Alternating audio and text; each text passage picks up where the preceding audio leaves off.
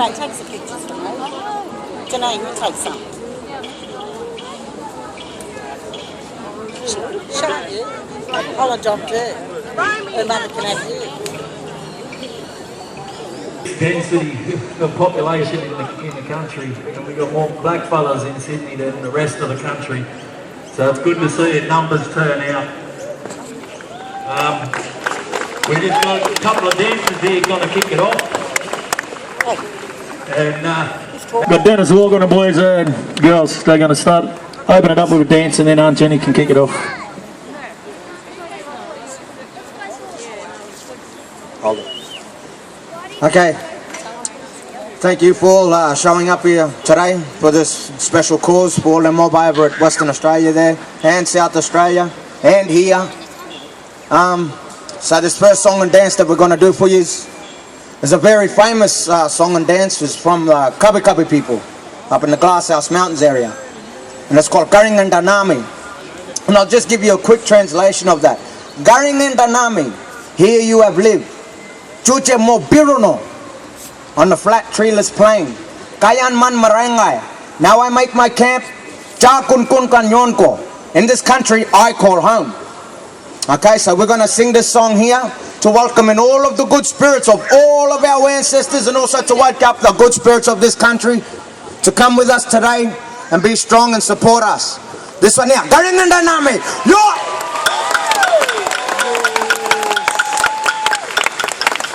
Canada, Bola, Mara.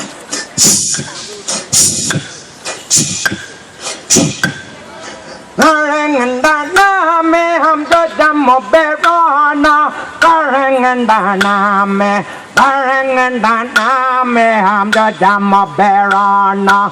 Karangandana me to jammo berana. Karangandana me hum to jammo berana. Kayan man marangai, kayan man marangai, jagon gon ganyon go. Kayan man marangai, jagon gon ganyon go. Kayan man marangai, jagon gon ganyon go. Karangan daname, karangan daname, ham to jamo berana. Karangan daname, to jamo berana. Up there.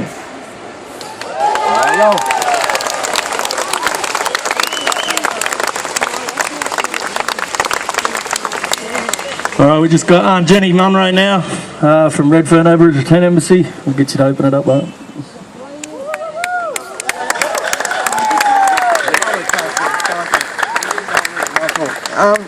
Just to start off this evening, I just want to thank everybody for coming.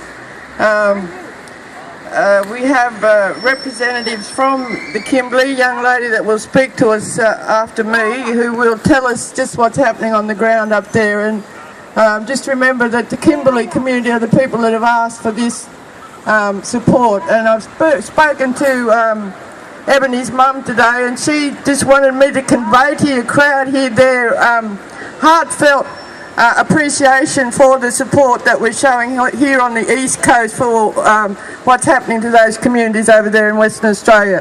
They really want to thank all of you that have come out today in this weather and are prepared to give some of your time and learn for yourselves what's happening over there in the communities in Western Australia. First off, just an acknowledgement. Today we stand on the land of the Gadigal people. Rich in history, a lot of it's been hidden under concrete and cement, but our history is still here, like we're still here. That'll never change.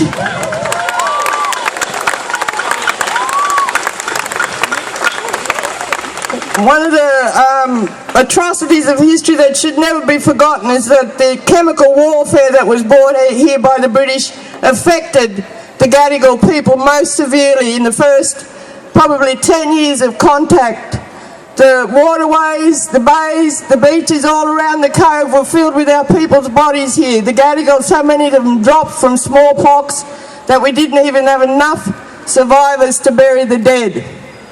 So their bodies washed out to sea. They were never given the religious ceremonies for death to go to the next part, our dream time, so their spirits wander this country. A lot of our people who were killed in the massacres that were perpetrated against our people in this bloody history that white Australia still pretends didn't happen, their spirits wander too. So there must be a lot of very restless white people, I think, when they lay down at night, that are haunted by the ghosts of our people. I want that to continue until justice is done for our people on our land. And that means that white Australia must accept its own responsibility for the atrocities committed into the past. And if they don't learn from those atrocities from the past, they condemn us all to repeating the atrocities into the future. We've had generations of our kids taken, we've had language stolen from us, we've had country stolen from us.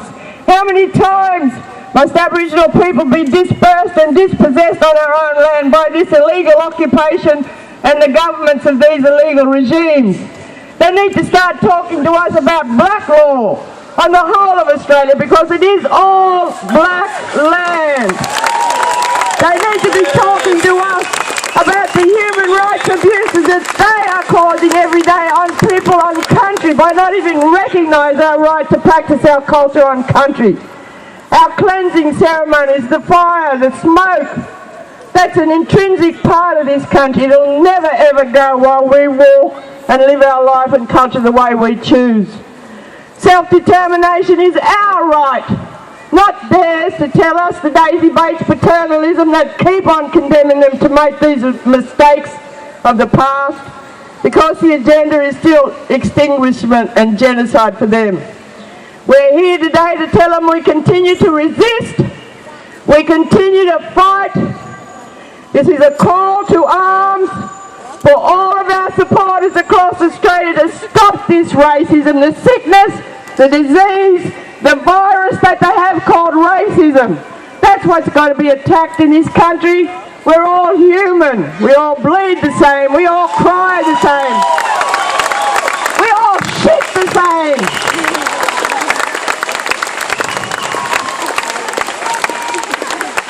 There's a time and a place for everything under God's law in His time. And for us now, this is our time to take our country back, to let the law of the land be the law of the land. That's black law. You get punished by our system, you always know every time you try and walk with a lame leg why you were punished. And you never forget. That's a system that will continue to be practiced by our people regardless of what white Australia says and tries to force us to assimilate into their culture. We're the oldest people on the planet. For God's sake, respect that.